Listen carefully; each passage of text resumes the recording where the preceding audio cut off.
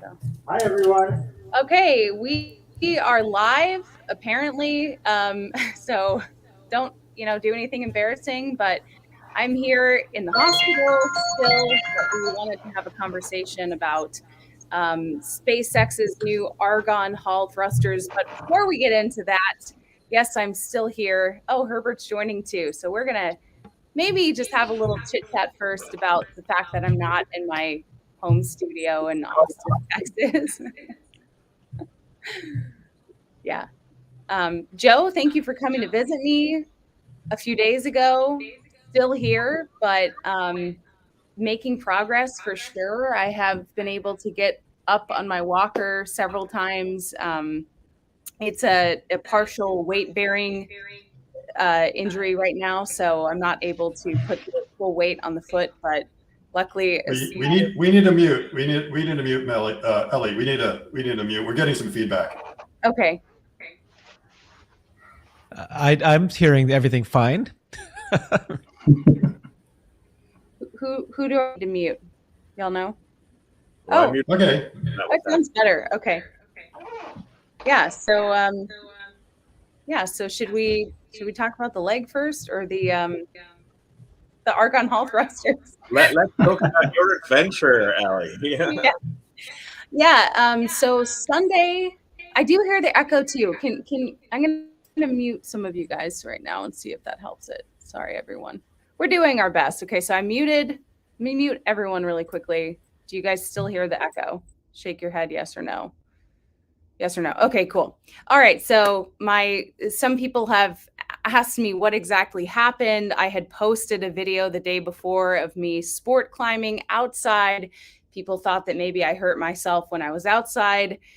It's not even that cool. It happened when I was inside. So I had just arrived at the Austin Bouldering Project. It's a low bouldering gym here in town that I've been to many times.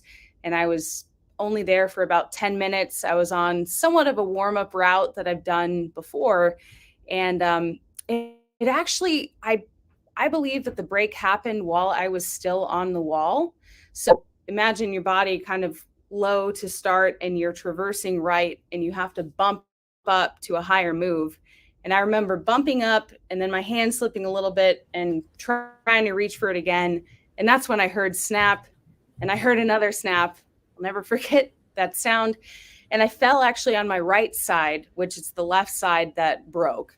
So I don't think it actually happened on the fall. I think it happened while torquing the leg while I was on the wall. And to give you more background, my leg was bothering me for about 2 weeks prior to this. I think it was some overuse injury. And I went to Florida to cover the Cruise 6 and it was bothering me then. And I was just kind of trying to tough it out and be a hero. So if you have something that's bothering you, don't do that because it still amazes me that this happened considering the femur is so strong. I think that it was just the perfect storm for, it snapping in this case. But yeah, basically it was, I couldn't move at all.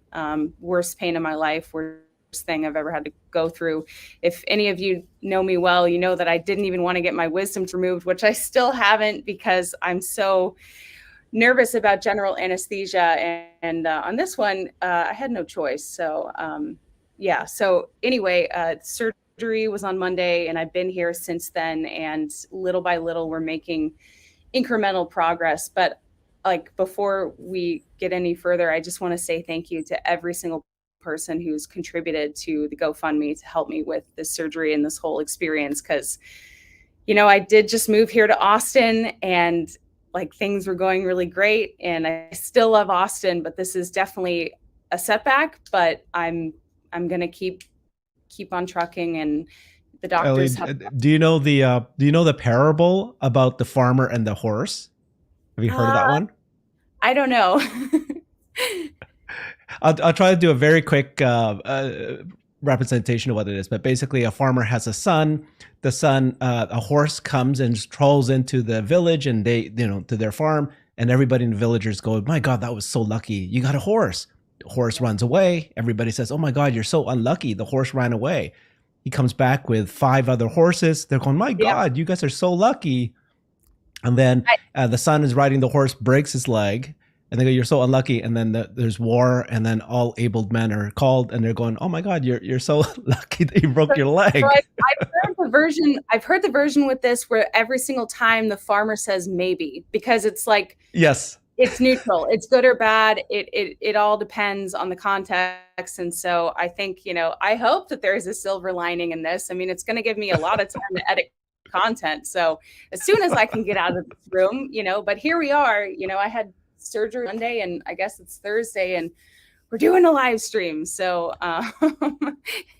this is, I appreciate everyone watching, and kind of a lot of people have really cared about this. So it's been humbling, and, there's a lot going on that we still need to talk about. So we got another question, if I can, Scott, and others, if I can take over. So you are quite the adventurer. You are the person that just goes out and does things. You travel all the time. And then when we went hiking, I was just shocked to find out that you're actually a scaredy cat. You did not want to get your wisdom teeth out. No. So here, now you had the biggest surgery, like one of the biggest surgeries that's possibly happened. You have a huge titanium rod in your leg. Are you now over this surgery fear? You conquered something, right? Even from getting me into the ambulance, because I haven't drank alcohol since I was 15 years old. I don't do drugs. Like, I'm very, steadfast about those things. And they're like, we need to give you a small dose of fentanyl to move you.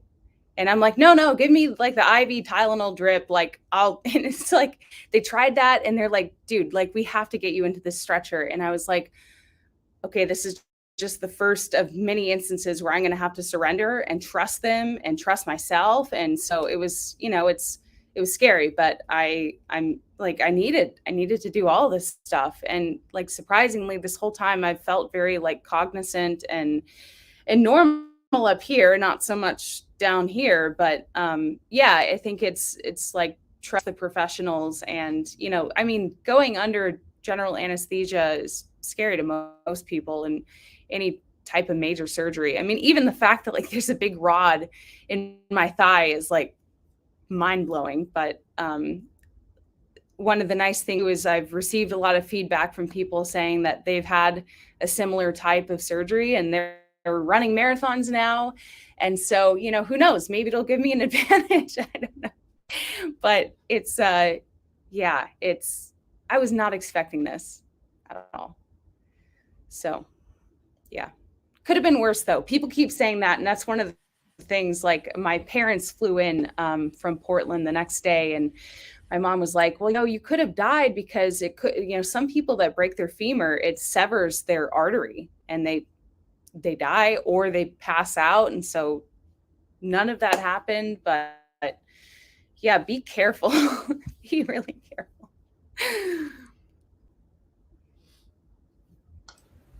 Well, hey, Ellie, how are you doing?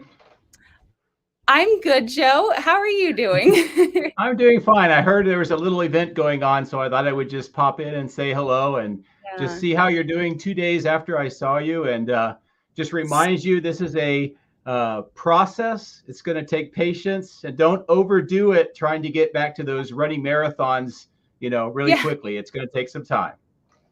But take care and keep doing well. Thank you, Joe. I appreciate it. It's really interesting because the doctors have made it very clear that I'm not supposed to just lay in bed for days on end. They're like, it's going to get worse if you don't have any mobility. You need to try and move it a little bit. And so I've been, getting up out of the chair. Yesterday, I spent most of the day in this recliner without it reclined, get up in my walker, do some laps. I mean, this is wild. But you're not afraid of rock climbing now, are you? Or are you still going to go right back up there? I'm definitely going to take a lot of time to assess, I don't know what it's going to be like in 6 months from now. I definitely am not, I'm thinking about rock climbing right now, honestly. But I have a lot of other activities that I like that are, I think, a little safer. So bouldering come and go hiking with me again. Go hiking. Bouldering is more injury prone than sport climbing. So sport climbing is the one with the harness and the rope. bouldering, you're taking ground falls. They're usually like shorter, more dynamic, kind of powerful, compressed movements. So people get hurt a lot bouldering. So anyway, yeah. Ellie, I don't know. Can you check the YouTube chat to see if anyone's getting feedback? I'm getting a lot, and I'm wondering if the feedback is on your side. Oh, is it?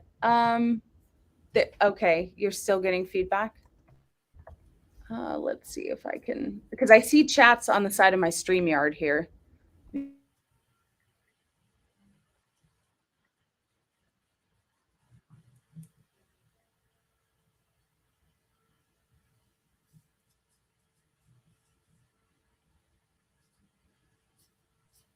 No, I'm hearing that it sounds great. So might be just on your end.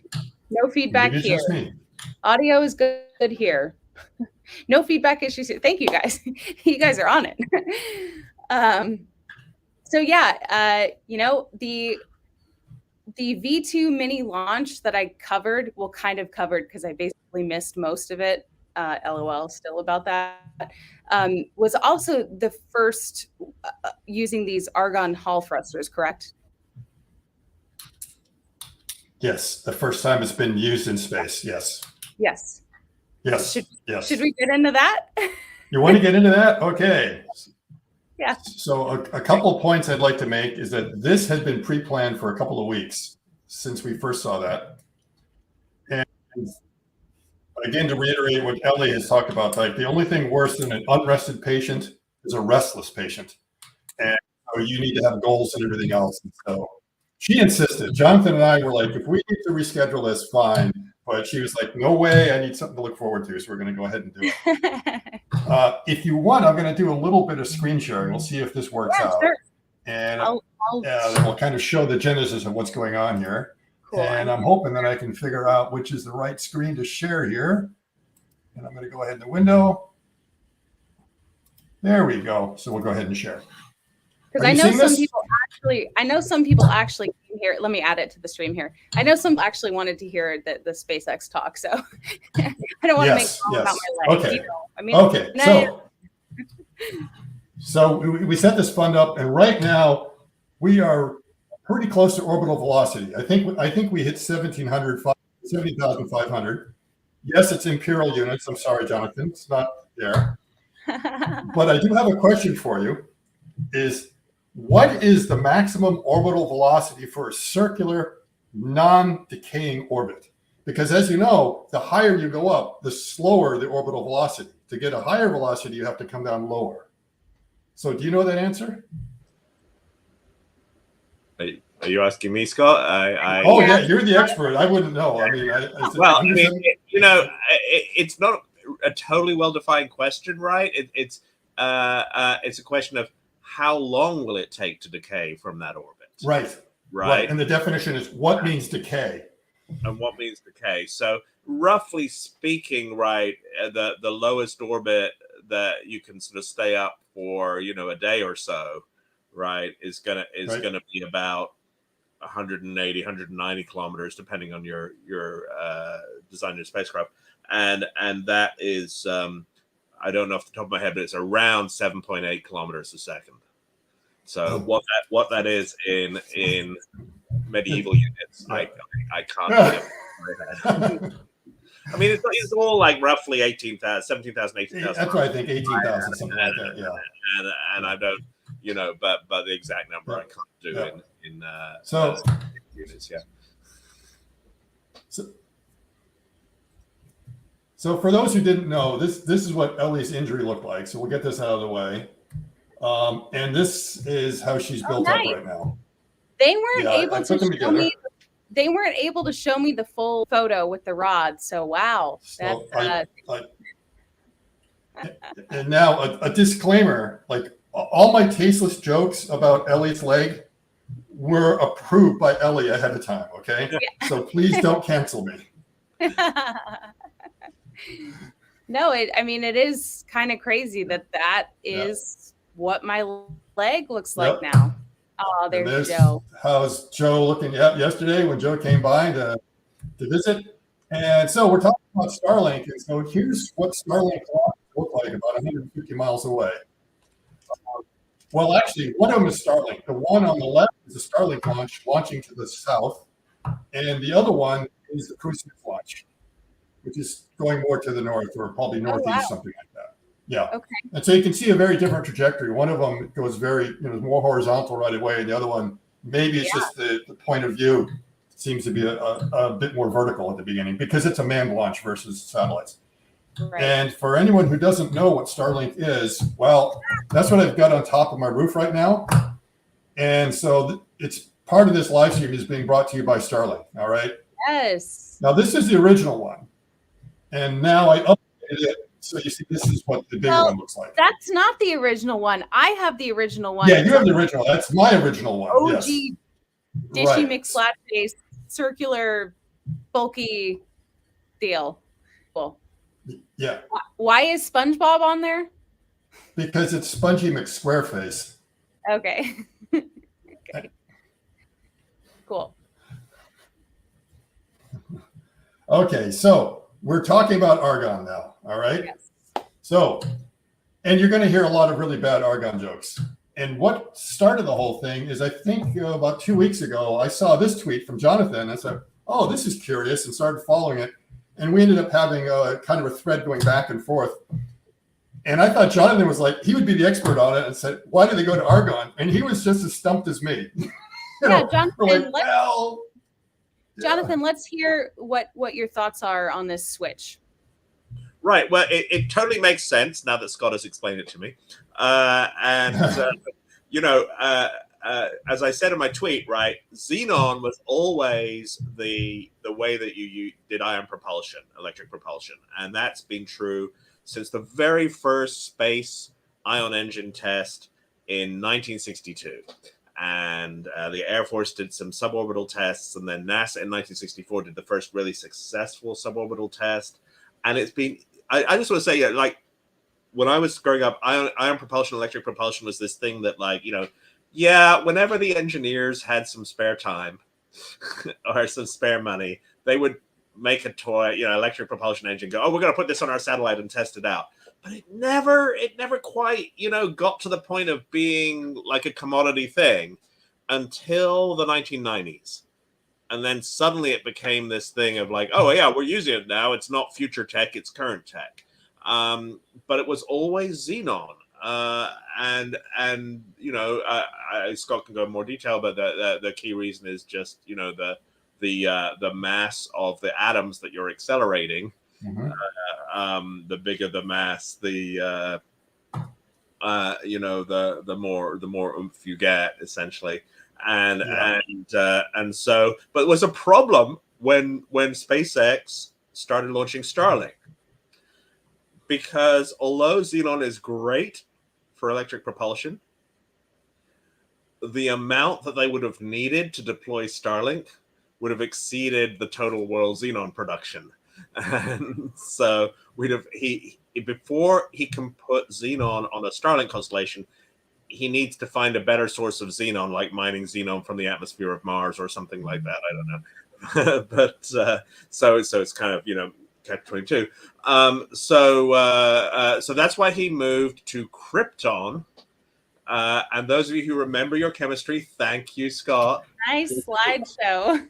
Right on the right-hand side. We didn't even practice. Yeah, right on the right-hand side of the periodic table of the elements, we have this vertical row from helium, neon, argon, krypton, xenon, radon, and I don't even know this last one because they didn't have it when I was a kid, the OG. So we can ignore that because you can only make it in like particle accelerators. I think it's called unobtainium.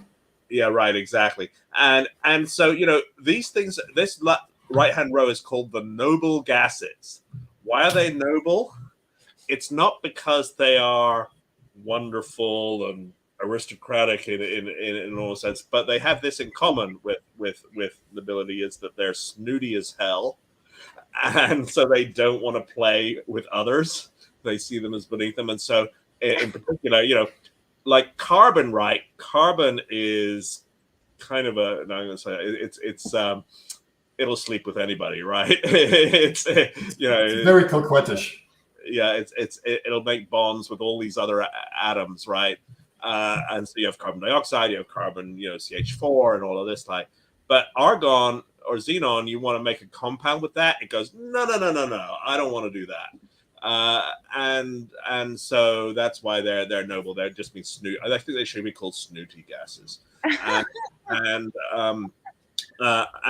so why that is better for electric propulsion, I'm not entirely sure, except I'm guessing it doesn't like corrode or react chemically with the material in the thruster, right? That's the same reason that we use neon in lights partly, so xenon's the obvious one to go for when you're starting out because it's reasonably common. Right, it's not like you don't need extreme measures to get it, and it's the most massive. But then when you need more of xenon than there is in the world, then you go to krypton, right, and that's cheaper and more abundant. And then the next step down is argon, which again it's less mass, so it's not quite as efficient, but there's like tons of trillions of tons of argon, right? Yeah. We'll get into that. Yeah, we'll get into that. But we can also talk about why did we go up? I mean, we could have gone up to radon, and I think the reason is it's in the name, radon. Hey Scott, should we say hi to John really quickly? Yes. Hey John, crashing party. Welcome. Sorry for the really awkward angle, but I'm trying to drive to the ski resort, and of course it's completely packed. So oh man, it's a really pretty sunny day, and so of course everybody beautiful. Yeah. So anyway, you're in my old stomping grounds, not too old, of Salt Lake City right now. Yep, heading up to Alta. Well, so. Be careful with your legs. I know. I had last run of the day yesterday. I had a really bad wipeout, and as I was crashing, I thought, geez, if I break my leg, I'm going to be really feeling bad. But I wanted to send you really good wishes. I don't have a ton to add to the Argon discussion, although I think it's really super cool. But I just wanted to say hi and send you my support. And I think it's amazing how strong you are. And it's so cool that you're doing a live stream on this, like from the hospital bed. So, I mean, we're working with what we got, and it's not much right now. Nigel did ask, do we think that SpaceX will hold off launching Starship until I'm able to get there? So some people there you go. I don't think we all know that SpaceX's plans are completely contingent on Ellie. So well, right now we have it. I think a pretty good authority that the earliest that they will launch is the 20th of March. Yeah. Okay. It won't be before that. More than likely, it's going to be probably slipped past it. But you have at least till the 20th to get better. Okay. I would be down there. All right. Well, anyway, I don't want to keep bothering you guys since I'm in the car and it's annoying while I'm driving to listen to this. Just be safe. I just wanted to pop in and say hi. Yeah, and thank you. And I'm loving the discussion. So keep it up, folks. Very, very interesting. You. All righty. Bye-bye. See you soon. Yep. And Hammer Geezer, thank you for the super chat. Apparently, Jonathan, you are his favorite guest. So we're happy. I agree. We're happy to have I agree with that. Oh man. Okay. So yeah, I was just surprised. I feel like the switch to Argon hadn't really been talked about that much. I mean, I don't know, maybe I've been out of the loop, but you're right on. That was a surprise. Now, I think the first thing is going back to this. Yeah. What was very surprising is that the first generation was using krypton. So that should be better than argon. Yet the second generation, they are 2.4 times more thrust than the first generation and 1.5 times the specific impulse. That's crazy. It should go the other way. It should be getting worse if you're using a gas which is not as good, which means they've done something about the design to get so much performance out of it, they can use a low performance engine. And this specific impulse is kind of crazy. 2,500, that's an absolute dream. So those are the things I want to point out. Of course, the other thing is the mass of the engine itself is only 2.5 kilograms. So That's why you go to these kind of thrusters. Just think about it. There's not a whole lot of mass in there. It just comes down to the propellant you have to carry around with you. And I think, so we know argon is this, as Jonathan was talking about with the noble gases, with argon, the thing that's really nice about them is they are inert. So that means they're non-reacting, non-toxic, non-flammable. Argon is extremely abundant. It makes up 1% of the atmosphere. Okay, so you've got nitrogen, oxygen, and then argon. And it's 20 times more argon in the atmosphere than CO2. And sometimes there is more argon surrounding you than there is water vapor. What about argon in Mars' atmosphere? There may be some, I don't know how much there is there. One of the reasons why we have so much argon in the atmosphere is it's very dense. So it tends to not boil off into the cosmos like helium and hydrogen would. And I believe it's actually made by cosmic rays hitting the atmosphere and then turning other gases into argon.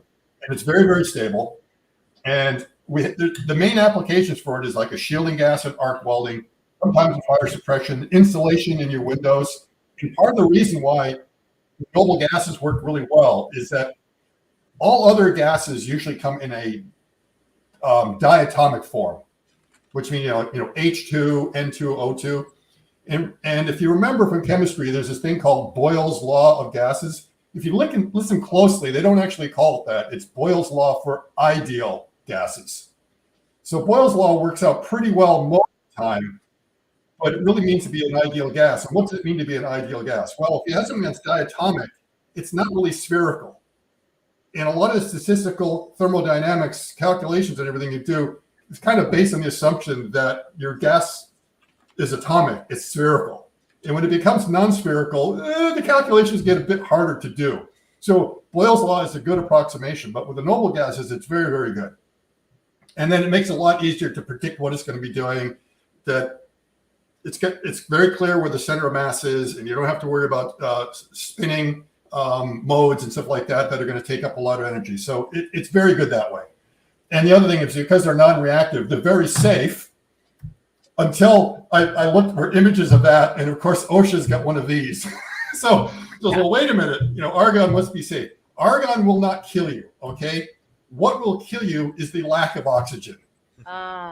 Okay. All right, that's the problem. If you get too much in there, you don't have enough oxygen in there. And so literally, if you get too much oxygen in your lungs, they have to turn you upside down because it's so dense. That's the only way to get the oxygen, the argon to fall out of your lungs. So just remember that.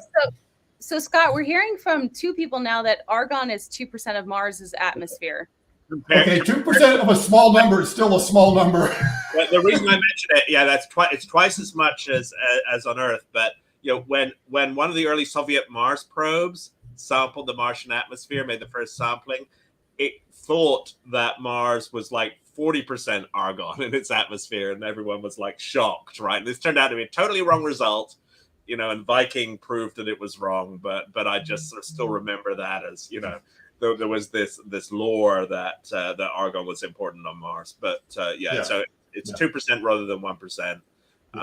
Not enough to really make a huge difference, but it's there. Let's pause for 1 second because we have two other unexpected guests. I don't know how you guys are getting the links to the screen. All right. Hello. Hey, Ellie. Hope you're doing okay. I found this link in a dark spot on the internet. I just had to come say we hope you're feeling better and you're gonna speedy recovery, and we're wishing you well. Oh, thank you. I thought we tried to use it before, it just didn't work. So I just ended up using my computer. If something like this tries to take the sound. I'm gonna mute him. Hey, Corey. Okay. Here we go. Hey, Corey. I don't know if he knows he's on. Corey, you're on. Yeah. We are talking about something that might be a little out of your wheelhouse, Chuck. I don't know. Maybe you know stuff about argon hall thrusters, but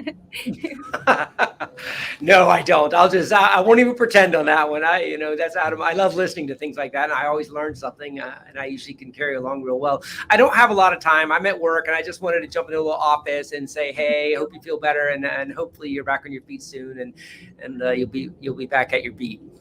Yep. Thank you so much. Yeah, it's been a journey, but I'm feeling a lot better. Yeah. I mean, clearly, if I'm on a live stream right now. So Yeah. thank you so It's much. great. It's great. I'll jump off and let the others jump on. Yes, thank you. Okay. All right. I'll Bye-bye. Thank you, Chuck. Hi. Hey, Corey, how's it going? Hey, Ellie, I'm doing well. How are you doing with that titanium rod in your leg? I am adjusting to that. It's still kind of bizarre. At some point, I'll show you guys the sutures that I have on my leg. Still pretty swollen, but been able to get up on the walker a few times a day. And it's crazy because Corey and I just took a little walk when you were here in Austin. So, yeah. Yeah. If I could give you some words of encouragement, I had a catastrophic knee injury in high school, and I was told that I might never ever play sports again. And I've since that point, with somebody else's Achilles tendon acting as my PCL, I've ran over 5,000 miles, ran the Boston Marathon. So don't let that titanium rod deter you from doing anything. So as you enter physical therapy, I know you'll tackle it just fine. So you're going to be an inspiration to all of us. And it's kind of cool actually watching your journey on Twitter. And I know you'll make all of us proud. Thank you. Yeah, now Ellie, Corey only agreed to join if I would tell a Sandy joke. Oh, yeah. tell a Sandy joke. Okay, so Corey, if you tell us that Sandy tore down the street, should we take you literally, figuratively, or both? Tore down. I don't know. I don't get it. Like if he ripped it up. He tore down the street. Oh, if he tore down the street. Oh, yeah. I guess it'd be both. I mean, he's notorious for driving, let's say, rather fast. Yes, he is. So he tends to tear down the street a lot. Yeah. Yeah. He tears down a lot of things. Yes. So how long are you going to be in the hospital? Sorry, I'm kind of late to this. You may be answering these questions twice. No, you're good. I've been in here since Sunday evening. They're hoping that we can get out of here this evening. So fingers crossed, everyone. Hopefully. It's definitely getting better. And I think a lot of the battle now is like, I anticipate pain. And then when we move my leg, it's actually not as painful as it was after surgery. So it's just kind of, it feels more mental now than physical. And I'm actually not taking a lot of narcotics at all. So that's good. That's good. What is the timeline they gave you for milestones like walking? In 2 weeks, they're going to take the stitches out and we're going to do another set of x-rays. And, they say everyone's different. Like before I went into the surgery, everyone just kept looking at me and they're like, you're so young. You're so young. And I'm like, oh man, like, I know I didn't expect this, but I think because I've been so active before this and I will, take the PT very seriously. I'm hoping it's like, you don't want to overdo it, but they also say if I just lay here in bed for days on end, I'm going to stagnate the progress. So it's a balance. It feels like for sure. Yeah. But I guess I'm going to have a fun time at airports now whenever I get back to that. And, bionic woman. And it's a journey. So the scariest thing of surgery is over, which I don't even know why it's that scary because they knock you out. I remember we went into the operating room and I was so nervous about the whole thing. And they were like blasting music. And I was like, am I going to need earplugs? And they're like, no, they're putting you out. You don't need earplugs. Did they ask you to count? Did they ask you to count backwards from some number? They didn't ask it. They were like, so we're gonna give you, we're gonna dose you up now. And I was like, oh, this is making my heart race. I'm getting really anxious. And they're like, okay, we'll give you some anti-anxiety. And then boom, I was gone. Yeah. And it took like how long was the surgery? I think like an hour and a half. Yeah. And I, I did the whole, you see in the movies of like the eyes kind of starting to open. And I was like, whoa, like, I guess there's a rod in my leg now, you know. It's crazy. It's still kind of crazy, but I'm accepting it and I'm coming to terms with it. And yeah, it's listen to your body. I mean, the only regret that I have is like my knee was hurting a little bit 2 weeks before, and I'm just kind of one of those people that I walk it off and get it, and that I guess don't always do that. But our theory is it wasn't really the knee; it was probably a stress fracture along the femur that was making you think there was pain in the knee, and that's quite common that will happen. And Corey, you can probably talk about when you have aerospace components and you have a stress fracture somewhere along there. If it starts to propagate, suddenly catastrophic failure. Right. Right. So it was to make it clear, it was not the fall. No. You fell on your right leg, yet your left leg was broken. It snapped, and I heard that snap. I heard 2 breaks. I heard 2 loud pops, snaps, whatever you want to call them, when I was still on the wall. And so I think it was like that torque from twisting. Yep. Like there's, you know, when you're rock climbing, you're moving your body all different angles all the time. And so I think that I was like, I tend to do this thing where I drop my knee. It's actually a move, a drop knee in climbing. And I like slightly twisted it. And it was already weak and compromised. And it just gave. Yeah. And so, yeah, people are like, how high up were you when you fell? Maybe 4 feet, maybe 4 feet. So yeah. And the pads are like that thick. Oh, they're super thick. People are like, thick. For 4 feet, you're not going to hurt yourself. Yeah. They're thinking that it, you know, was outdoors or something. I mean, that would have probably been fatal. Luckily, knock on wood, it wasn't, but it's like, it is so unexpected. So, but here we are. Yeah. Well, it was great seeing you in Texas. Yeah. You were at Clive Bar the whole time. That was wild. Yeah. And did you speak at another event earlier in the day? We had a couple panels on the My Tesla Weekend YouTube channel. So they've released those. One was a panel with the drone pilots who are always chronicling the progress here of Giga Texas. And then we had kind of a overall Investor Day anticipation panel. But I still want to do that tour with Sandy in Michigan. So, you know, we might be a little delayed, but I still have that intention to come there. Yeah. And unfortunately, that's why Sandy can't make it. He has an entire film crew following him around for the entire day. Hey, Grace, who's that for? Who's that for? Oh, we don't know who it's for. It's for some manufacturing engineering magazine or something, but they're doing like a documentary on Sandy. So unfortunately, he's doing that all day. Cool. Yeah. Well, good for him. Good for him. That's awesome. And Jonathan, I don't know you. How do you know Ellie? Are you in the space realm? Who are you? I'm an astronomer at the Center for Astrophysics here at Harvard. But I also have a website which lists all the rocket launches ever, and so that's how I get into this, and so I'm like the chronicler.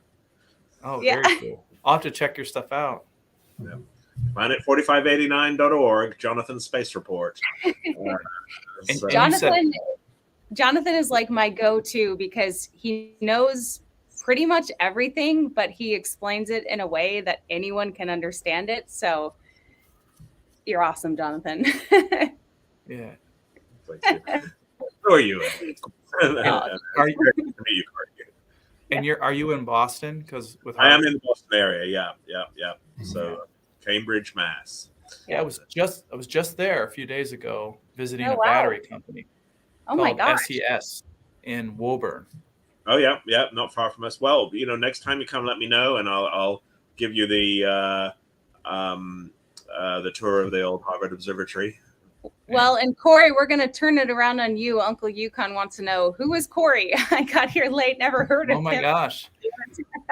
So I founded a YouTube channel for an engineering company called Monroe and Associates. The channel's called Monroe Live. It primarily features our founder, who's a 74-year-old man who's wild and crazy, named Sandy Monroe. Since our founding, we've published about 400 videos, primarily tearing down electric vehicles. So Ellie and I crossed paths because of her love for kind of Tesla in the EV space. So we were down in Texas together. I actually had I was one of the 250 people who were invited into Elon's Investor Day. We're famously known as an organization that's followed by both Jeff Bezos and Elon Musk, which that's only 12 crossovers. They don't like each other. So we're one of 12 organizations that are followed by both. So anyways, I'm just usually the puppet behind the scenes, but I've been popping up in more and more videos. I'm an engineer by degree, and I'm here to support someone we really love interacting with all the time. And we've crossed paths at the Giga Rodeo, didn't we? Didn't you do a rogue interview? Where I first met you. That's where I first met you, and I must say, you looked a lot different. You've been running, and you've changed your lifestyle, and it's inspiring to me too. So thanks. About a year ago. I had some back issues a year or two ago, and I stopped running and exercising, and I gained like 60 pounds, and then I'm now back to my normal weight. So thank you for noticing. Are you still not drinking caffeine? No caffeine, none. And I just hit 1 year. It was March 5th of 2022 was the day I just decided to give up caffeine. And I was drinking energy drinks, so it was a little more severe than caffeine. Right. And now I don't do anything but water, or maybe LaCroix. Yeah. Sparkling water. Jonathan, are you a caffeine guy? I don't remember. I am a tea guy. I drink entirely too much English breakfast tea. But that's like low caffeine content, right? Well, it depends how much of it you drink, and it's like the breakfast is sort of like the leaded version of tea, right? It's pretty serious, but yeah, it's not like raw coffee. Yeah. So no. Otherwise, I'm like Corey. I water it here. My supply. Let's focus on here, Corey. A Monroe Live button. Yeah, Sandy gave it to me down in Florida. Oh, no way. Yeah, so you were down there in Florida. I wasn't. Yes, I was. And I'm going to tell you something, Corey. I know how to pronounce Orion correct. Not only Orion, but Gingerville. Yeah. Wow. Are you from Michigan?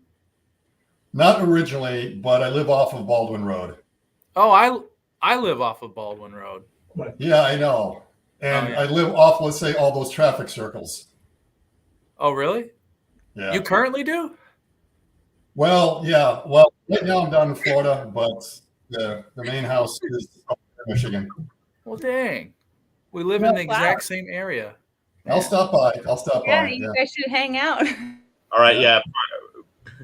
Party at Scott's place. Yeah. So did we you might like want to do it down here in Florida? I think it's a little bit warmer. Yeah. So Scott, do you like the fact they installed those 5 roundabouts, or did you like all the stoplights? Let's just say I prefer to take Gregory Road to get back to my sub. Oh, really? Oh. Because it's like two less roundabouts. I mean, they're kind of nice, but the thing is, when you come from Costco, by the time you make it back, the eggs are all broken because you're like just doing this back and forth and back and forth. So it's kind of a nice idea. The main problem with the roundabouts is that once the flow gets established, the side roads can't get in. That's what I like, because I drive in the main flow of traffic. I commute down in the morning and I go home. Yeah. So I guess if you're trying to cross, you would hate it. Anyways, I'm not a traffic engineer. I just know that's a sore spot to northern Oakland County. It's crazy. It's like, we have about 5 roundabouts in about a stretch of 1 mile. Yeah. Just like one after another, and you need to go to the chiropractor because your neck is just going back and forth. All right, if you're in England, visit Milton Keynes. It's famously called the city of roundabouts. Oh wow! Yeah, they have roundabouts feeding roundabouts that feed even bigger roundabouts. Yeah. My goodness. Let's take a Tesla full self-driving through that, and we'll see how it does. Yeah, it'll be a challenge. Monroe already did that. Yeah. There was already a video, and I recognize this. Like, I know exactly where those roads are. Mm-hmm. Well, awesome. Well, should we back to talking about SpaceX stuff? A little bad for people joining. I'm not sure what they're expecting. Hey, I've actually had a tour of SpaceX. Yeah, you were telling me that. Yeah. Do you want me to? Well, you not only had a tour, you shot an interview with Elon on an iPhone, which is just at something I would do too. Tell us about that whole journey. Yeah, so I won't do the whole journey, but we showed up on a Friday at 4 p.m. We had an interview scheduled at 5 p.m. We were going to interview Elon at 5, and we contacted his assistant and said, "Hey, we're here." And we were just like parked out in front. You're real familiar with this. Was back in 2001, not 2021. Sorry. Oh yeah, I was like, what? Yeah, before they had like a lot of the fencing up, and they were only working on like SN 9, 10, and 11, some of the ones that blew up. And we texted her and said, "Oh, he's not going to be ready till 7." And we're like, "Well, what can we do?" And they're like, "Pull in and we'll give you a tour." So we pulled in, we parked, and one of their engineers, I don't remember his name, gave us a tour of every single building for like an hour and a half. We walked inside of SN 10 and 11. I'm touching it, looking at all the feet that flipped out, the ones that got smashed. I was literally there. They let me touch it. We were inside of it. We saw them welding, saw the weld quality. Sandy and I were blown away about really how crude those early versions were. And we saw the level of refinement grow over time. And coming from the automotive industry, it was really interesting to see kind of the blunt force nature of and the iterative nature of how they were going about testing and validating these rockets, a complete departure from what Sandy saw in his career working with Boeing and Lockheed Martin, because Sandy even worked on the investigation into the space shuttle disaster back when he was at Ford. He was actually assigned from Ford to go down and investigate what happened with that.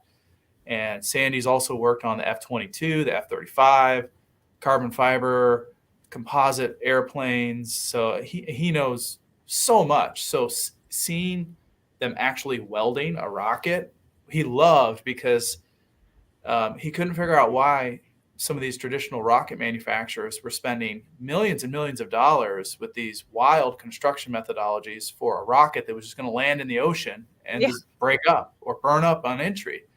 It's totally a waste of money. So if you want to get as much payload out into outer space, you might as well just make it in. Corey touched it.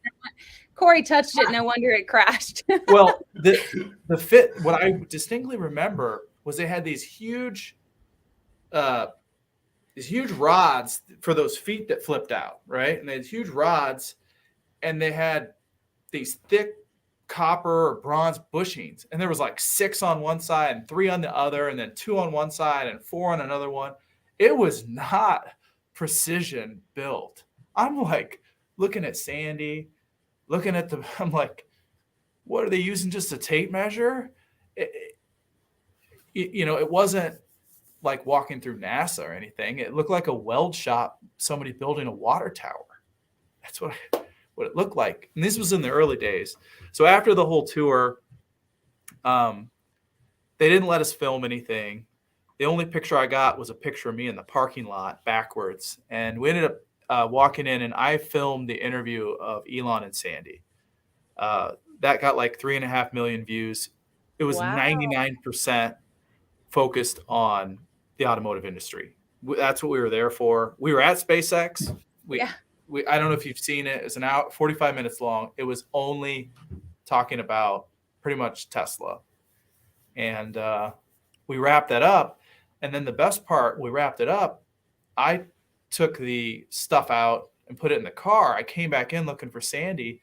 It was only Elon's assistant's assistant, I think a security guy. And then Elon was in the conference room. The security person had left, so I had my badge on. And I said, where's Sandy? Sandy poked his head out the room and he waved me in. He's like, Elon invited us to stay for a design review. I came in and we sat in the room. And from 8:15 until 11 o'clock, we sat in a design review. They were working on the 300 bar Raptor engine. And they were talking about the copper lining and how to manufacture it. And they were machining it. And Sandy made a recommendation to hydroform it rather than machine it. And Sandy spoke up a couple times. And they also were talking about doing on-site manufacturing of the fuel for the rockets rather than getting it elsewhere and trucking it in. So they were talking about infrastructure stuff. And what I remember most about Elon is that he was intently focused. He sat at the table. There was no papers, no phone, no computer. It was the screen was up on the wall, like past the table. And about halfway through, about an hour into it, his assistant brought in a glass plate with a portobello mushroom burger on it, a real knife and a real fork, and a glass of what looked like Diet Coke. And he didn't even look at her, didn't even look at the food, continued to work, and then grabbed his silverware and cut it in half and ate it and drank most of the Diet Coke, continued to work, and then she took the plate away. It's like he didn't even invest any mental energy into looking at his food. It was incredible. It was one thing that I picked up on. Since that day, I've outsourced my lunch. I now have my lunch delivered to work, and it sits on my desk, and I don't make the decision as to what I get. My secretary uses my credit card because I'm like, if Elon Musk is not going to waste any time thinking about his food, you know what? I'm going to take that hour back every single day for the rest of my life. So it's the one thing I picked up on. So that's a short little bit of recap of my experience at SpaceX with Elon. I think it's the only thing I can contribute to the space realm is my little interaction there. But I'd like to hear from some of the other people. Corey, I have one question for you, Corey. Yeah. Did you see any argon there since they were doing welding?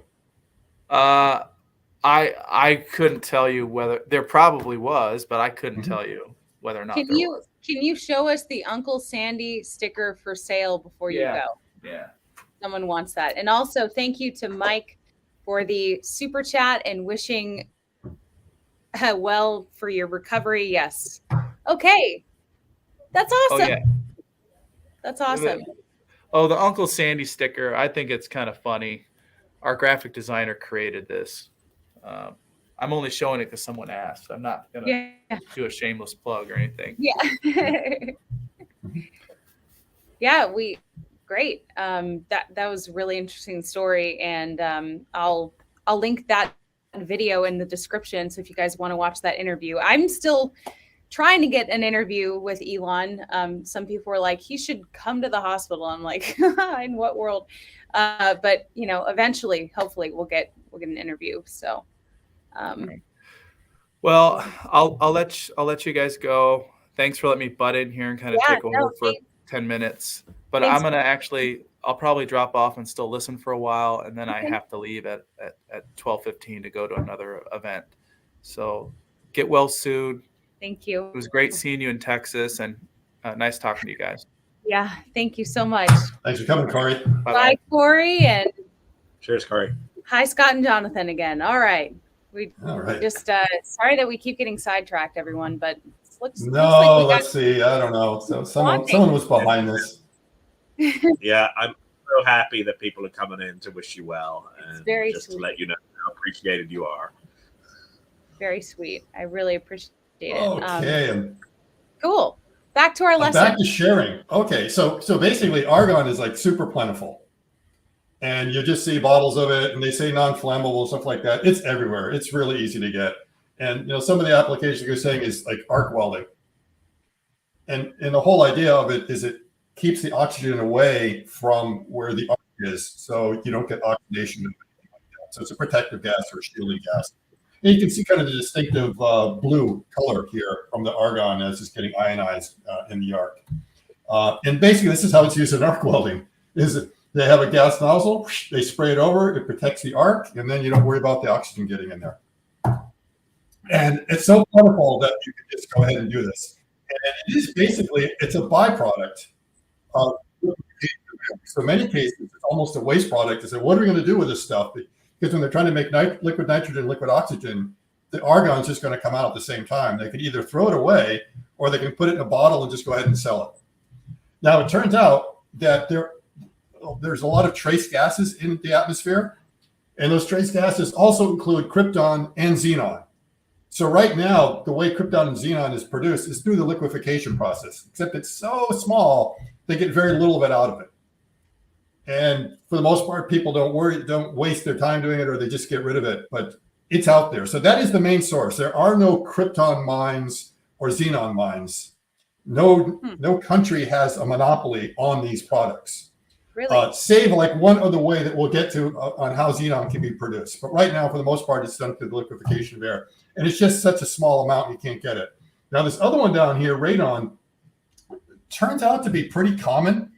It's so common, I actually have to vent it out of my basement because there are certain parts of the world where radon gas is just kind of coming up from under the ground, and it'll get trapped in basements to such a high level that if you spend much time in your basement, the exposure level is like a pack-a-day habit. So in Michigan, when you go to sell your house, you have to have a radon test. And if it's too high in the basement, you have to have a radon fan. So I have a fan in my basement that is venting it out 24/7. Wow. And I think while it might be ideal to use, you potentially could use it in a Hall effect thruster because it's much heavier. So you think it would be better. Probably just the fact that it's radioactive, no one wants to touch it. It's like, no, we draw the line somewhere. Can we back up for a little bit and give a brief summary of what exactly a Hall effect thruster is and why we're going to be getting to that? Yep. Can I jump in though and just say one more thing about argon? Because I think we haven't quite made it clear that it's not just that argon is in our atmosphere in decent amounts, right? It's like everyone knows, right? I hope everyone was paying attention in high school knows that the air is nitrogen and oxygen, right? We learn, okay, it's like 80% nitrogen and 20% oxygen, right? And then there's all these other little things that's got called trace gases. But argon isn't such a trace. Argon is the next thing down after oxygen, right? It's the third most common gas making up the air that you breathe, right? It's above carbon dioxide, at least for a while longer. Yeah, 20 times more. Yeah, and so, yeah, maybe. And so it's not just like, oh, there are all these gases and argon's a bit more common. It's that no, argon is like the third most common part of the air, and it's just below the level that they teach you about it at school, right? So that's why argon is we're not going to run out of argon. I guess that's the point.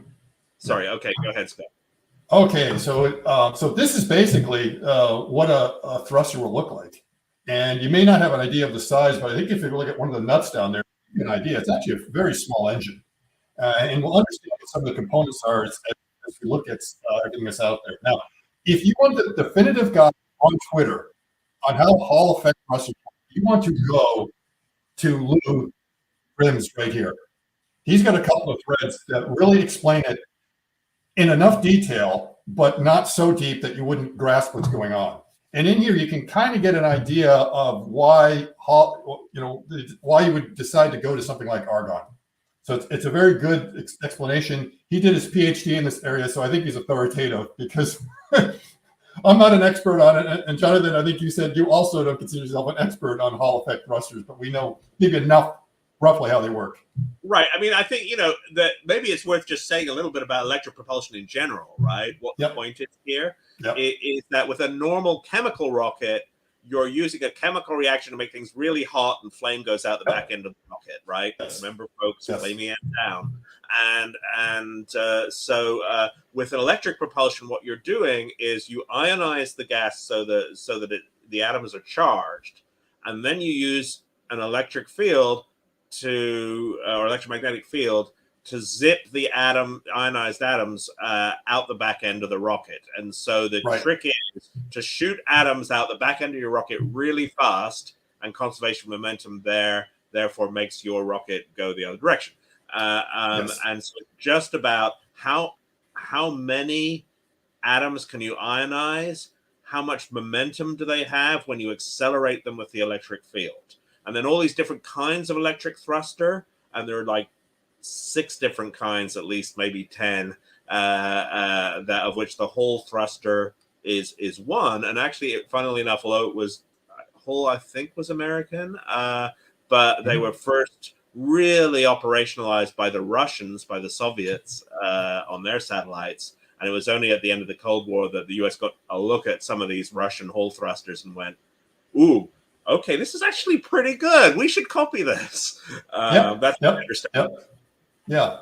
Now, to point out how we get how a rocket engine is going to work, or how a rocket works in general, is you need 2 things. You need an energy source, and you need some sort of reaction mass. You need something to push against. So you need 2 of those things. And a chemical rocket is able to combine both of them in one. So the energy source and the propellant source is basically the same thing. And that's why it works, because you get the kind of 2 things for one out of it. And without it, it wouldn't work. The main thing about the chemical rockets is they produce a lot of thrust. So they're really the only ones that can get you up into orbit. But it comes at an expense. And the expense is our favorite thing here, which is a specific impulse, which is a measure of the efficiency of a rocket. And specific impulse always has a units of seconds, and everyone wonders what that is. And the best way to think of it is like it's the time to consume a thrust worth of propellant. So if you have a rocket with 1 million pounds of propellant, that's the amount of time it will take it to consume the 1 million pounds of propellant at maximum boost. And so the longer that is, that means the more efficient it is at converting that small amount of propellant or what you have into whatever impulse you need. Now, so you need an energy source and you need some sort of propellant. The idea of an electron, well, let's just say, before we go into how an ion engine works, we're going to look at something that everyone, at least in our age demographic, might be familiar with. And this is how television sets used to work. Something called the cathode ray tube. And the cathode ray tube was very simple. You had this heater over here, which actually created electrons just by getting so hot they kind of boiled off. And then you have an electric field which accelerates those electrons. And then the deflecting coil, which makes sure that electrons hit the right part of the screen to form an image. But the idea is that you have some sort of charged particle and you have a potential field that will allow you to accelerate it out the back, which makes you wonder, it's like, wow, could I turn this thing into some sort of thruster in space? And I suppose you could. The problem is, what you're doing is you're accelerating electrons, and electrons have almost no mass. And when you get them up at pretty high velocities, you're probably going to get very little impulse out of it. But this is like the basic idea of how a thruster is going to work. So if anyone has seen a television set, you kind of have a rough idea of what's going on. Yeah, I guess so, I never saw my old cathode ray television set propel itself across the room due to the thrust of the electrons. But... Yeah. I mean, there's probably a slight impulse there, but it's not going to do anything. And in space, I don't know, maybe you'll get something. I mean, I'm sure there'll be some sort of episode somewhere where people are trapped in space and someone says, let's get the cathode ray tube and do that. It's a great idea. Okay. Yes, but here basically what we do is we get rid of the problem of our energy source, because if you go to nuclear power, you have this big reactor that doesn't have any propellant. It's not propellant itself, but it's a lot of energy, and then you need to bring this propellant source along to run it through. The idea of the ion one is that the energy source is the sun. All you need is a solar cell, and it's pretty light compared to other ways. So you produce this energy. And now all you have to do is figure out how to accelerate some sort of gaseous particles out the back. And that means you need to create ions. In this case, they had to be positive because electrons are negative. And so ironically, you bombard it with electrons to actually make it positive, because those electrons will knock the other electrons out. And now you have an ion that you can accelerate. And protons weigh a lot more than electrons. And lots of protons weigh a lot more than an electron. So this means you now get the pulse that you need. And to give you an idea of how important it is, just imagine this scenario that we know that if you take something very light, like a bullet, and you try to throw the bullet, you're not going to feel anything. So you get this little mass. Now, if you put the bullet in a gun and you shoot it, you're going to feel this recoil. It's the same mass, but you're getting a little bit of velocity there to get it to go. But you really got to give it a lot of velocity to do that. Now let's compare taking something like a golf ball and throwing a golf ball. You're not going to feel any reaction. And I can put about the same amount of energy into a golf ball as I can into a shot put.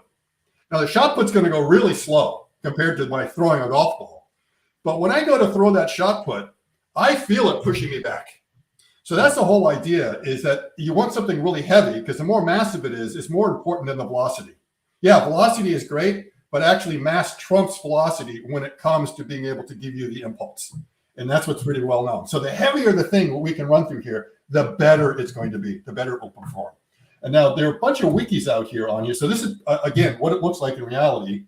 And I think, okay, these, if I kind of get back up here, Wikipedia to find out a little bit about what's going on. You can find that on the Hall effect of constants. And it does talk about argon, bismuth, iodine, magnesium, zinc, not even sure how to pronounce that one, have been sort of researched along with xenon and krypton as possible propellants that you could use. So if we go back to the periodic table and some of those are not noble gases. I mean, they're over around here. The problem is these are kind of reactive. And in many cases, they may be in more of a solid form. The thing about noble gases, they're a gas for free. You don't have to do very much to turn them into a gas. They just want to be a gas. Some of these others, then you have to figure out how to get them up there to be able to do that. But the thing that's interesting about that Wikipedia, when you go into it, I went to this right after they announced that they're going to go to argon. And then you get the section of propellants. And the section of propellants is xenon and krypton. And suddenly this was hurriedly edited to add argon in there. It wasn't in there until the SpaceX press announcement. Wow. And if you look at it, it doesn't really say very much. And everyone is still kind of guessing what's going on. Now, this thing, here's where you have to be careful about Wiki. The reason why I flagged this thing here, this 20, is it says argon is approximately 100 times less expensive than krypton and 1,000 times less than xenon. That's wrong. That footnote was from 2009. Right now, argon is 1,000 times less expensive than krypton and 25,000 times less expensive than using xenon. So there is a huge price difference. For the most part, argon is almost free. It costs practically nothing. It's so easy to produce. And so that's a little bit wrong. Now, so there are some disadvantages to argon, and one of them is the ionization potential. So we've got to figure out when we get this gas, we've got to get an electron off the outer shell to make it actually positively charged so it will accelerate through the field. And the bigger the atom, and Jonathan, I think, can back me up on it, the idea is the further your way out, the easier it is to strip the electrons off. And the smaller the atom, it gets tougher. So the ionization potential is, I think, something like 15.2 for argon versus 12 and 13 or 14 for them. So that means you've got to steal a little bit more energy out of your system just to create the ions before you can even accelerate them. So that comes down to the efficiency. Energy has to go into produce the ionization. And then you have the energy that you want the potential. And ideally, you want all of that to go into there, but you don't get the ions for free. There's a little bit of a penalty. And then there's the fact that you don't strip all of them off. I mean, ideally, you'd like to produce 100%, but maybe you're getting 90% or 80% efficiency in producing ions. You'll have a bunch of neutral argons that are just kind of going along for the ride, getting in the way. So there's all these different inefficiencies. Sometimes you're lucky you get 2 of them stripped off, but on average, only 1. So we talked about the ISP. I don't know if you remembered, Ellie. You did a nice little short about ISP. Short. I still think it merits a long form video because there's a lot of information in there. And YouTube only lets you do 60 seconds in a short. And it was like basically 90 seconds worth of dialogue that we tried to cram in. So we're going to do a long form version of it. They'll be a little bit better to explain ISP because most people don't quite grasp the concept. It's actually a much simpler concept. And the rocket scientists decided to throw this G sub C term in there, which I think is what confuses everything because they talk about not mass flow rates, but basically a weight flow rate. And you never measure the amount of material as weight as a physicist. You measure it usually as mass. So that's what screws up because weight is relative to the planetary body you're on. So that means ISP on the moon will be different than the ISP on Earth. Okay, so we'll skip over the ISP, get back to this. So you have these anodes and these gas distributors that send everything out to give you that, but they cannot give you large thrust. They give you micro thrust. But when you're in space, that's all you need. And the fact that they have that very large ISP means you can run them for a very long time. So you have to do something like raise or lower an orbit. You can still do it. You just have to be patient. And then certainly for maneuvers, if you need to get out of the way, that could be a problem because you have to worry about collisions in space. I know that's something Jonathan worries about a lot, the Kessel syndrome. And so you need to make sure in advance, do we know something's going to happen? And then you'll have a thruster like this. Now, I think I'm going to go back up here a little bit to some of these things. So basically from this thread of blue, if you go through his thread, which explains it very well, in some of the rationale, it kind of comes down to this. And that is, I think the best way to sum it up is that one day a SpaceX engineer came running into Elon's office and he said, Elon, we can't use xenon or krypton gas anymore for the Hall effect thrusters. And Elon says, why not? And he says, the supplies are gone. And Elon goes, are gone? Hey, go ahead. Oh my God. Oh, the supplies are gone. Okay. Jonathan's leaving the stream now. Sorry about that. Oh, no. The supplies are gone, yes. So, who knows? With Elon, it could be something like that. Because the gigacasting came to someone, showed him a matchbox, and he goes, why can't we do this? Okay. And everyone's like, wow, that's like the dumbest question you could ask. Everyone at Detroit knows that's a dumb question to ask, but he can ask the dumb question. And so they probably looked into it. And, Jonathan, do you approve of that joke? I'm lost for words. I've got another one, don't worry. Okay, so this is basically an excellent thread you want to go through. And pretty much the gases like xenon, krypton, they come from liquefaction. But right now, like 50% of the market for xenon, krypton, even neon. And neon is needed for semiconductors. And so that's why semiconductor prices are kind of spiking as well. So it's not the first choice, but some tech improvements. And basically that's the key. Tech improvements to the Hall thruster have really made Argon a viable alternative. It's not that like, oh, we have to go this way. Something else. That's why I think there's more to the story than just they switched to Argon. It's the reason why they could get away with it. Part of it, I think, might be that the solar panels are producing the extra power that they need to be able to do it. Well, they probably came up with something else in there because there's arguments constantly on why Argon is not going to be the best choice. Yet they still keep coming on over it. And then I got this tweet today. Now, Jonathan, is this a relative? No, okay. But basically, as far as I know. Right. Xenon is produced in reactors. So I've known that was another one, but I think it's kind of scant amounts that are produced because you only need so many. And he says, it will make xenon. It's abundant. It just bubbles out. And the operative term there is will. All right. You're getting a little bit of it right now, and you need probably a lot of it to get what they need. And given the sizes of the constellation, it's going to be tough. So someday it may be that does become the source. So I want to bring that up. It's not just liquefaction of air that comes from. So we got the Hall effect. We got that. We got this thing, the ISP. Basically, the cathode ray tube is a pretty good analogy to how it works, just if you want to understand it. But obviously, some differences. They are pretty small and light. All you need is the tank that goes along with it.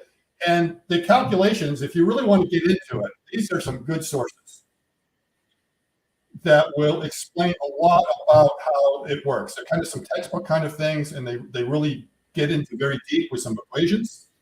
Yeah, I want to make sure if anyone has any questions, I want to make sure that people are able to follow along. I had to take a little pause because one of my nurses came in, but did we go over the Hall effect thrusters in the first place? Did I miss that?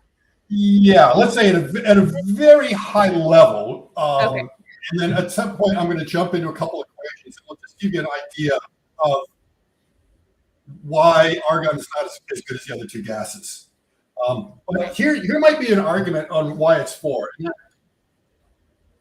the way the Hall effect thruster works is that you ionize everything, and then when it kind of goes through, at the very end, there's this cathode that's dumping electrons back into the stream. And that's what kind of causes the glow around there. And it's almost like once the particles are out, you don't want them charged anymore. You want to make them neutral. And part of it can also be that effects that you're going to have around the spacecraft. So this is an interesting point that came out of one of them, and that is you do get backflow. So, to exit the acceleration region in the neutralization plasma and can backflow into the thruster or move radially to potentially bombard any spacecraft components in the vicinity. Now, Jonathan, let me ask you, if you were bombarding components with ions, would you want to be bombarded with heavy ions or lighter ions?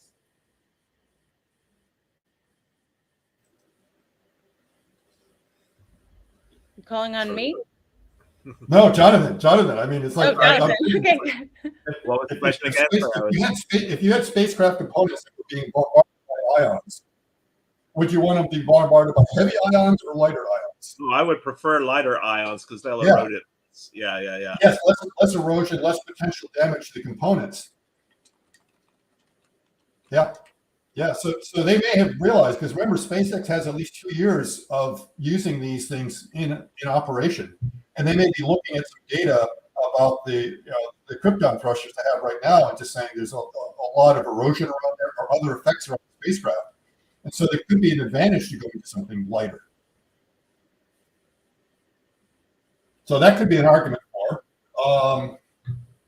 Now there was a paper out there, a very good paper, kind of looking into, I think it was like maybe around 2009 or something like that, or 2013, looking at the argument for Argon. And I'm sure someone at SpaceX read this paper where they go through and kind of talk about that at a certain ISP, an ISP around here.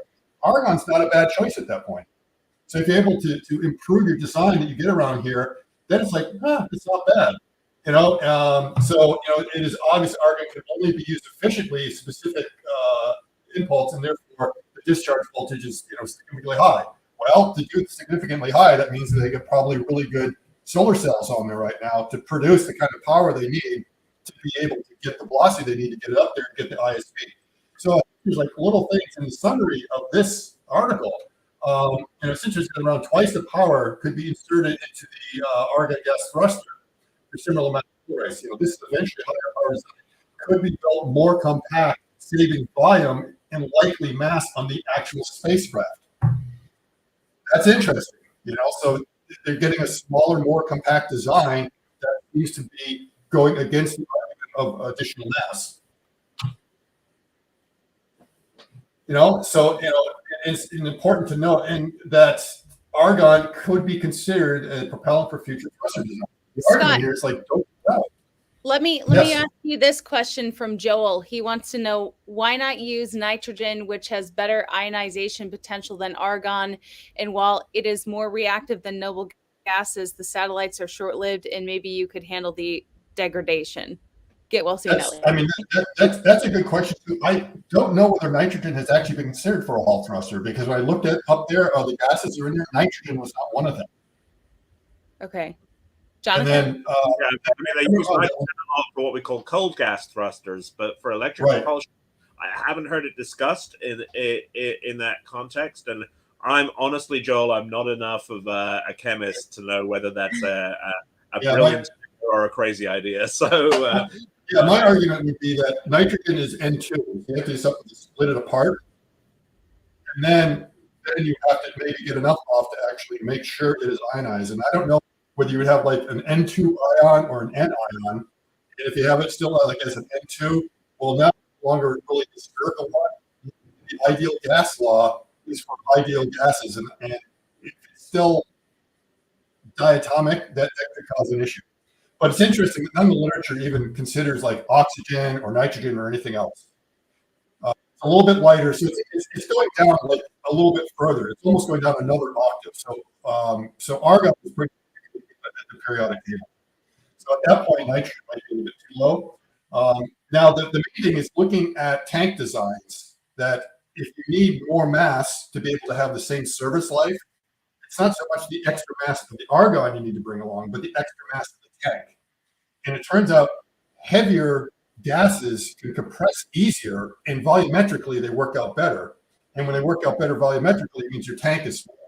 So one of the reasons why hydrogen is a terrible choice as a gas is because its volumetric density is, it may be very light, but you have to make your tanks much, much bigger. In fact, the Saturn V, if they had chosen hydrogen instead of kerosene for the first stage, would have been over 500 feet tall. It's just kind of a bad choice. And it's been pointed out that if you take a tanker trucks of hydrogen to get the same energy content to tanker trucks, you would need 60 tanker trucks for one gasoline truck. So that means you can compress xenon and krypton a lot better than you can with argon, unless you kind of get it cryogenic, and then it's a little bit better. So there have been some arguments in there that there are a way that if you compress it, and that means you need to have a really strong tanks, because we're talking over 150 bar or more to be able to keep it in a cryogenic state, then it's not such a bad idea. It'll be a little bit more, but not that bad. Yeah, and I'll note John Eckberg in the comments there saying that nitrogen doesn't cut it. They looked, and for whatever reason, it wasn't a good idea. It was no bueno. Yep. Yeah. So I'm not surprised. So yeah, and so this is a good paper also that goes in there and sort of explains a lot of things. So hence the economic disadvantage of cryogenic storage needs only to be compensated by the propellant costs in order to make argon a more reasonable choice in terms of mass storage. So it seems like there is an economic reason. There might be some technical reasons that argon might be a little bit better. It might be easier to handle. You don't have to worry about supplies or anything like that.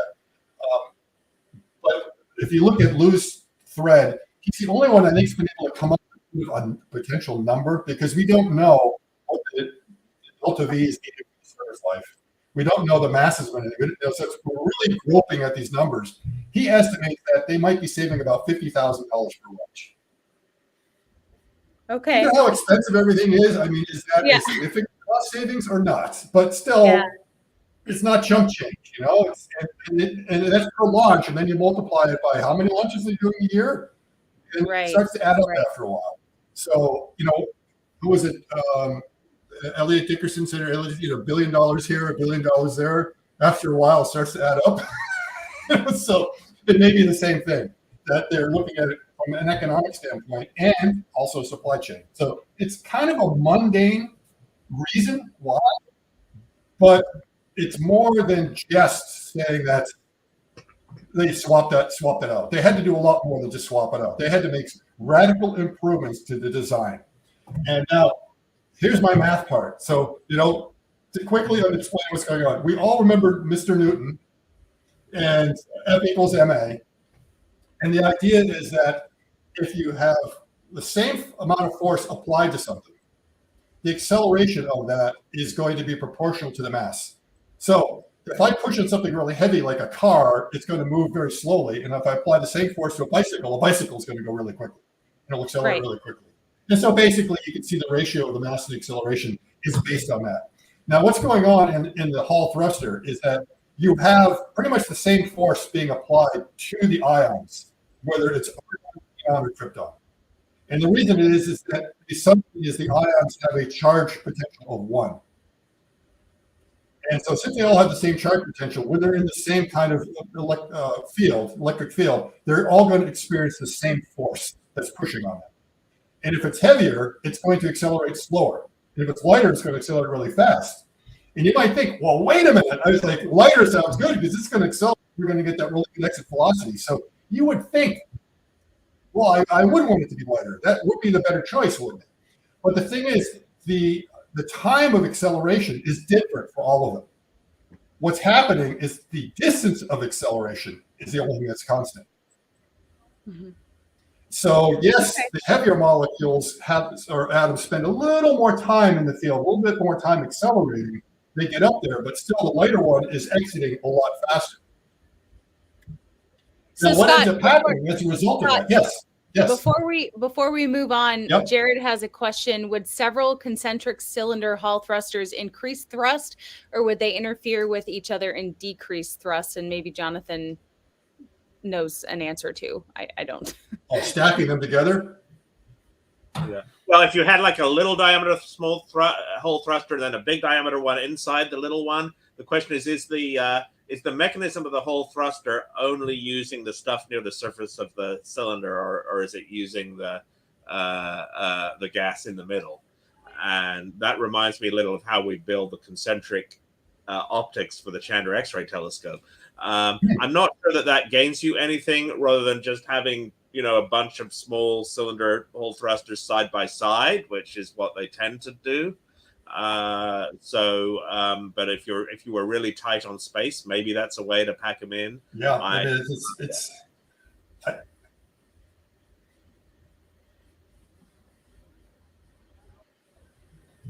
So stacking them together, you're more like saying, well, since you get the ions coming out, why don't we just sort of take them and accelerate them again and again and again and again? Well, that's stacking it. Yeah. That's kind of more a serial thing. Yeah, you could also. Yeah, stacking them that way. But it might make more sense just to make the acceleration length longer in the first place. Right. Just a bigger potential. Right. Yeah. So for some reason, they decided what that length should be, and it's like that's what's ideal for the application, so they cut it off there. From my point of view, that's like engineering details of, you know. Yeah, really these are. I think this is getting a little above some of our viewers' heads. Well, the reason I'm going to do this really quick is I'm going to jump through it really quick, and this is the point: is that each of them ions is getting the same amount of energy, even though they're going out at different speeds. But because of the mass and everything, they all get the same energy.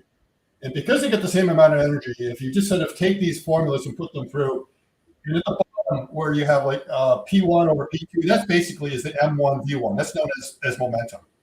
So what you want to do is look at the momentum transfer that's going on. And it turns out the amount of momentum you get, even for the same amount of energy, is the square root of the ratio of the masses.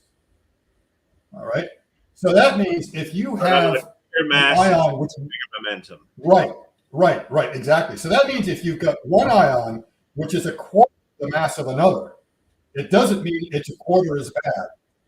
It means it's a square root of a quarter. And you think, oh, a square root of a quarter is going to make it smaller. No, a quarter is smaller than one. When square roots of small numbers become bigger numbers.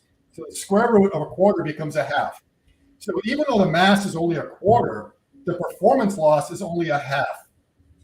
So it's not as bad or as dire as you think when you go there. So that's basically where that comes from. Going to a smaller mass. Yes. Worse, but it's not as worse as you might think. Right. So if you do the comparison here, we can look at argon, xenon, and krypton. And we can look at the mass ratios of them compared. So if we compare argon to xenon, it's about half the mass of xenon. Okay, and then if we look at the impulse ratio that you end up getting, you see you end up getting 0.69. I might have these. Do I have these switched around? Oh, I got these switched around. I have to do this. I just realized krypton is lighter than xenon. All right, my mistake. I have to update this slide. All right, so let's make pretend. So when you go from the krypton they're using now down to argon, basically it's 69% efficient. But if you compare it to the best case, high to low, you're getting about half the efficiency. Okay, despite the fact that you have these ratios going on. So now looking at that, I kept on having xenon in my head too much, so I kind of messed that up. But you'll see that when you step from krypton to xenon or xenon to krypton, you only went down to about 80% of loss. So that step down to using krypton made sense. Anyone would say, oh, that's fine. But getting a lot of loss going from xenon down to krypton, and quite a lot, going from krypton down to argon, but quite a lot when you're going from xenon down. Now, if you look at the costs, the costs are very high.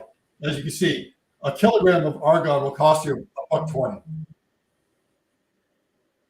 And you're looking at a price, and I've got these switched around, of course. That should be $30,000 for xenon and $1,200 for krypton.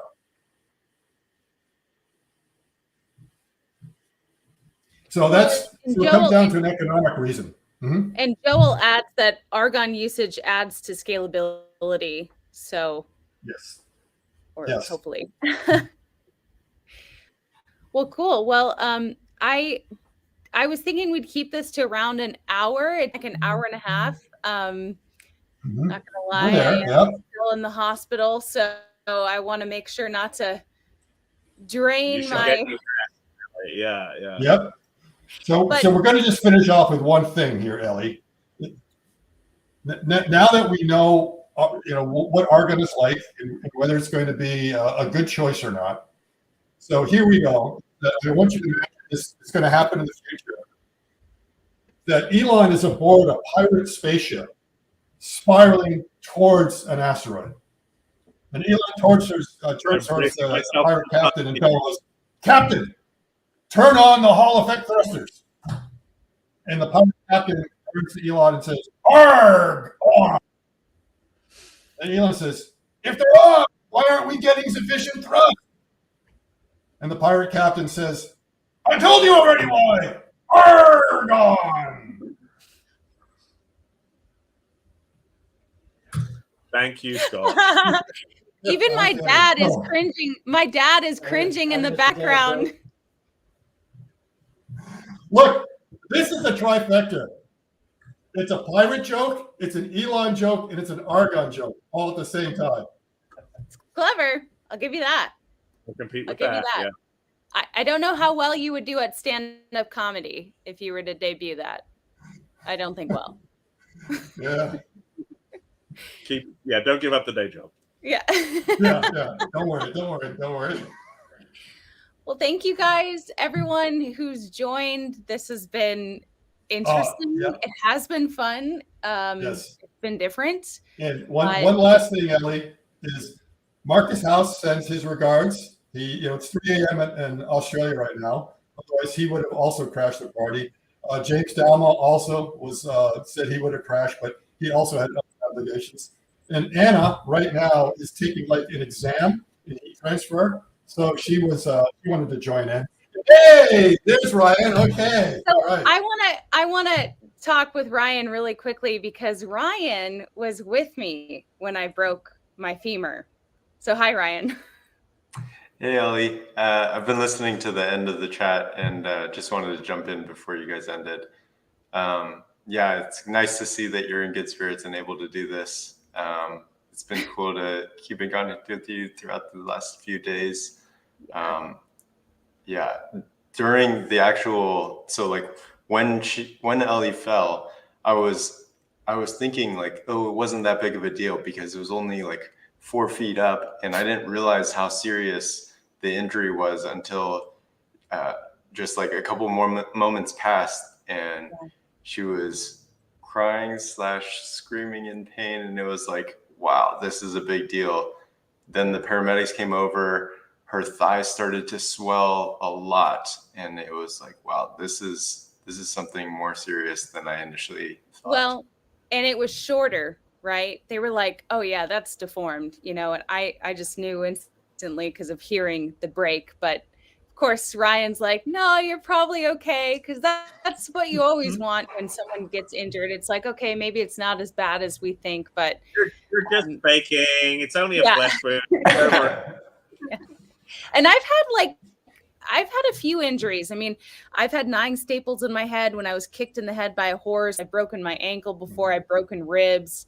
But this is by far the worst. So yeah, I'm sure it was in a lot of ways also traumatic for you, Ryan. Ryan was in town for Investor Day, and I flew back from Florida because the Crew 6 launch was obviously scrubbed and delayed. And I'm like, man, I want to enjoy some of the local events in my new home of Austin, Texas. So,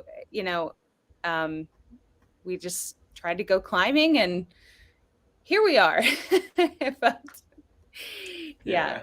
It was wild. It's crazy. Earlier that day, we were interviewing folks at the park, and we were doing such like normal things. And it's just crazy to live and experience how fast things could change. So fast. And it was like I really was kind of in denial about it for a little bit, and then I'm like, no, dude, like you can't even move. Someone jumped to know any video of the fall. Well, I have videoed many of my accidents. We do not have a video of the this one. We have a picture. Ryan took a picture of me going into the gym, and we got him a guest pass, and then he took a quick picture. But I think it was like the third route that I was on. I was still warming up, and I've done that route before, and I was just crazy. It's crazy. Yeah. Glenn says, I recommend Ellie gets tested for osteoporosis. Some people have asked me about a bone density, and they've not done any of that here. So number one, they haven't done any of that. But yeah, I think looking into those things, the only suspicion that I have is that I had an injury already, and this was just enough torque to really make it give out. But other than that, I don't know. I hope there's not something underlying and there's not further issues, but I don't have any answers yet on the bone density front. I've had a lot of people say, you need to get that checked out. This doesn't make any sense. And it doesn't really make sense to me either. Thank you so much. I see some more super chats coming in. Bimmer Geezer, love you, Ellie. Thanks for the chat. Talk to you soon. You will, because I'm going to have a lot of time at home. Grace Hopper's Church, thank you for the very generous super chat. Keep that leg elevated and off the drugs. Yeah, the nerve block wore off a long time ago, and I've been taking, the narcotics and muscle relaxers pretty sparingly. So I feel very in control of that, and that's good. That's good. So thank you, guys. I don't wish this on anyone. Like, don't do this. Don't do this. Don't do it. Don't try this at home. Yeah. Yeah. Don't do it at home. Yeah.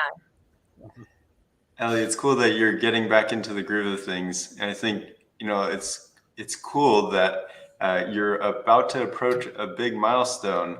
So if people can support by subscribing, it'd be nice to get you to 60,000 subscribers right around this injury time. I'm so close. Please subscribe. It's free.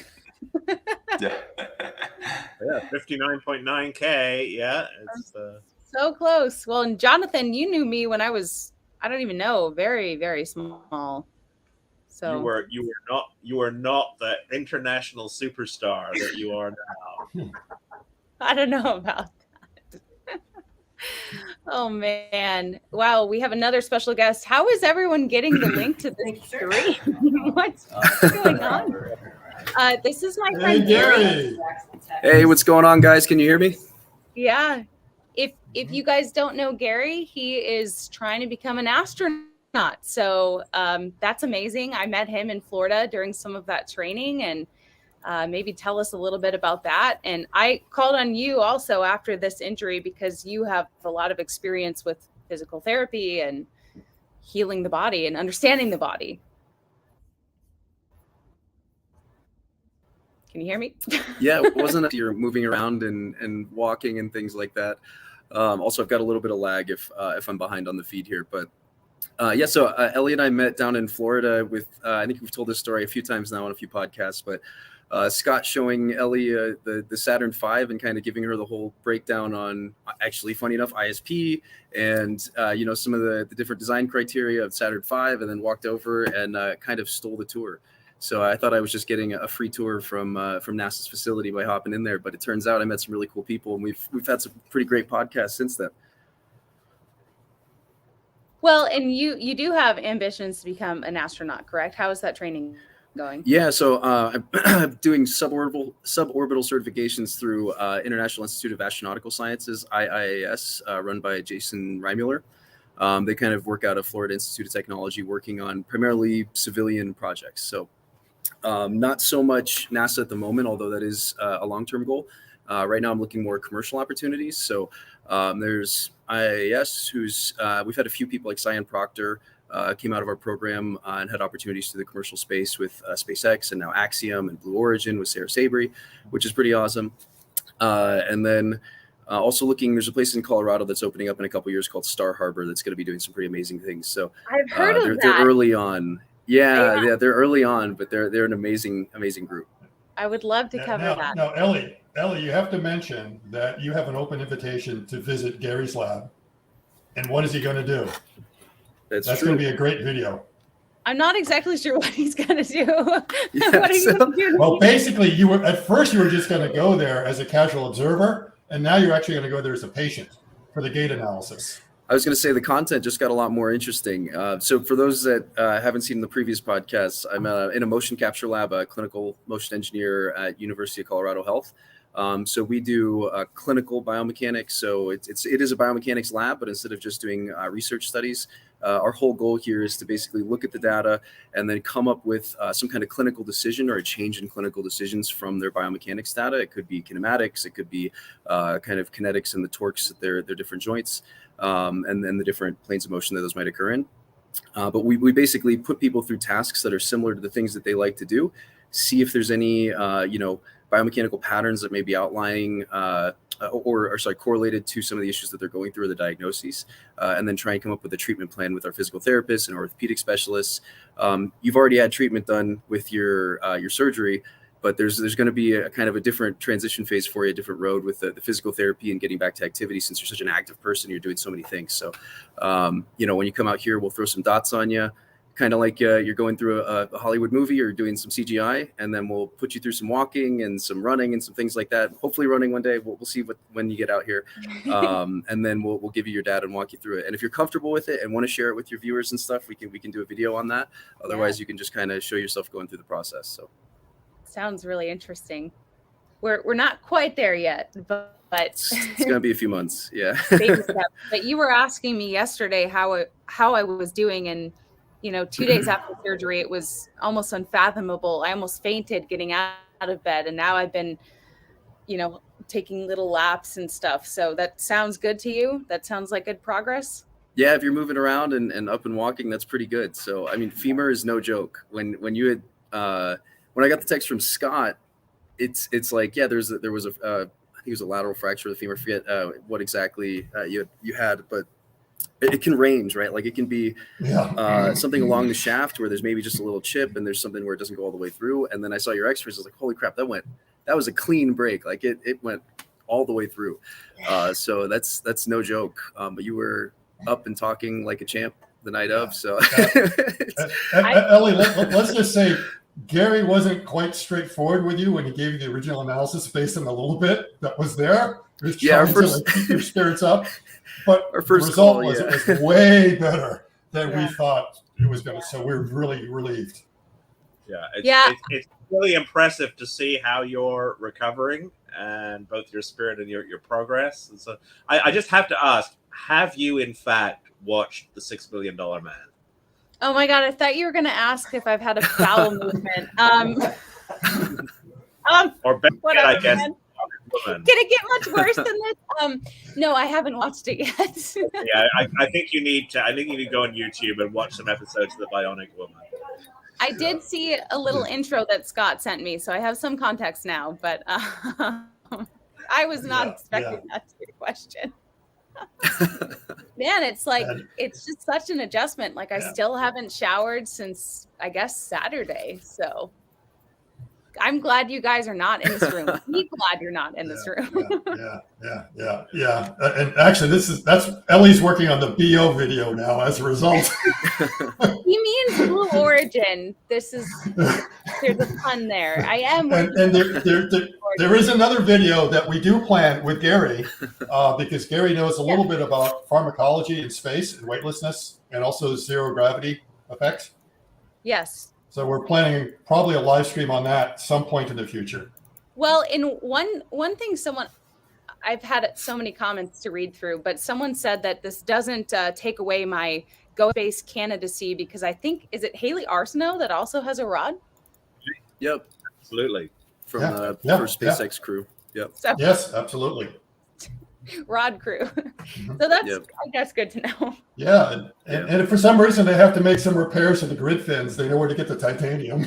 Yeah. Yeah. Well, no. Well, and Ellie, you might be, it might, who knows? It could even help you get up. I don't know. I've been talking to our director of space medicine at IAS, who's been kind of submitting abstracts back and forth for the different launches. And a big question right now that we have long term is at least in prosthetics in particular, but like, how do bone implants hold up over long duration? Like with SpaceX, I think the first time it was a few days, I think, for Crew Dragon, the first time around. That not a whole lot of bony changes happen in that time. That's a lot of neurological vestibular changes and stuff while being up there and adjusting kind of your orientation.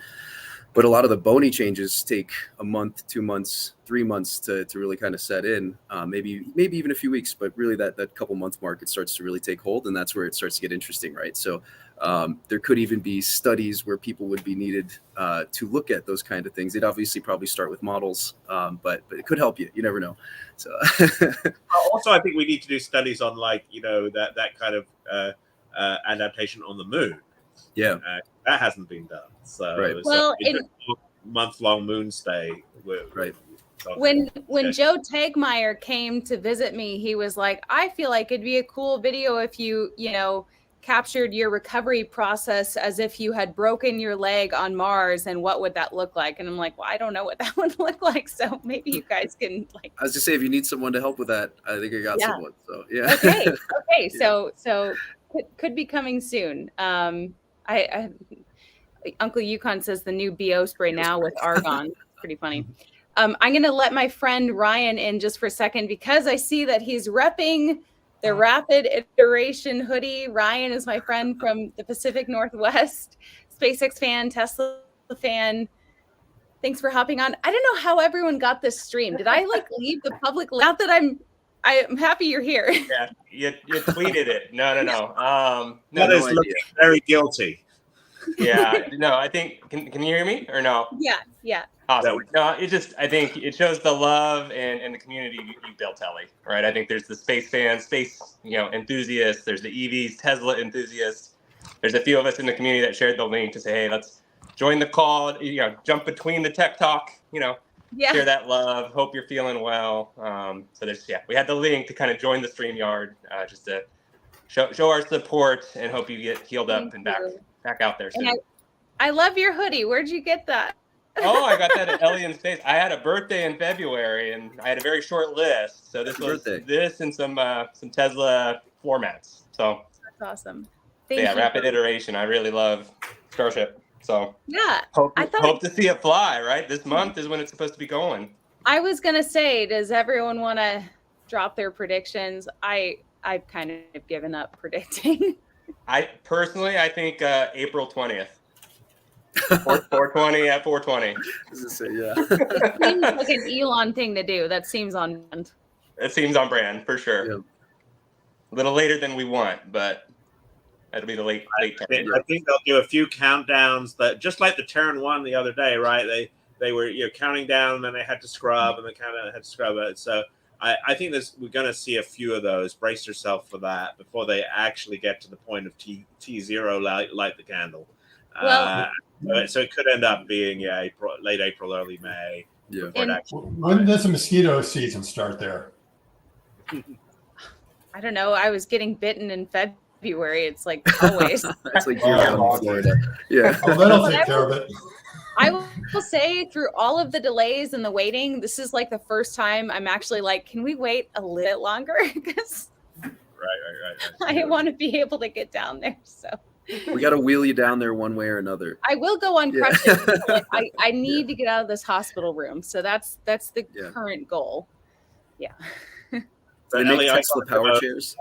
So okay, Jonathan has to go. Thank you guys so much. And I think it's probably a good time to wrap up. Yeah. So I just thank you to everyone. Like, you guys are helping keep my spirits high, and thank you. Well soon. Awesome.